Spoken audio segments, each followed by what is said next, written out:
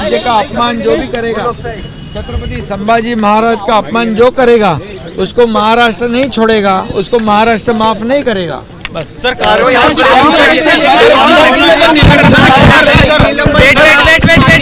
शिंदे साहब की भावना है कि कार्रवाई और कड़ी होनी चाहिए। छत्रपति शिवाजी महाराज संभाजी महाराज को जो अपमान करते हैं, जो औरंगजेब का महिमा मंडन करते हैं, उनके खिलाफ कड़ी से कड़ी कार्रवाई होनी चाहिए। सिर्फ 17 तक का निलंबन काफी नहीं है।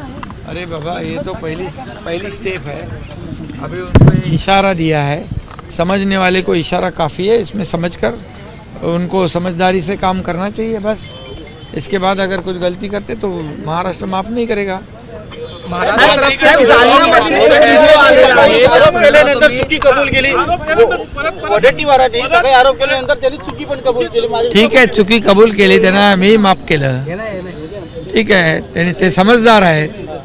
बाकी लोकांना सकाळ संध्याकाळ झोपता उठता एकनाथ शिंदे दिसतो, खोटे नाटे आरोप करतात, खोटं बोला पण रेटून बोला। पण वडेट्टीवारांच्या ते लक्षात आलं की चूक झाली म्हणून, त्यामुळे ते समजदार आहेत, ते बाकी लोकांच्या रांगेमध्ये नाही आहेत। त्यामुळे त्यांनी सुज्ञपणा दाखवलाय, चांगला आहे, धन्यवाद साहेब। इतरांच्या रांगेत नाहीये, नेमके कुठल्या रांगेत आहे? बीडमध्ये घटना घडली तशी जालन्यामध्ये देखील घडलेली आहे। जालनामधली घटना अतिशय दुर्दैवी आहे, अतिशय माणुसकीला काळीमा फासणारी आहे आणि गरम सळ्यांचे चटके देऊन एका माणसाला गंभीर जखमी केलेला आहे बोराडे नावाच्या।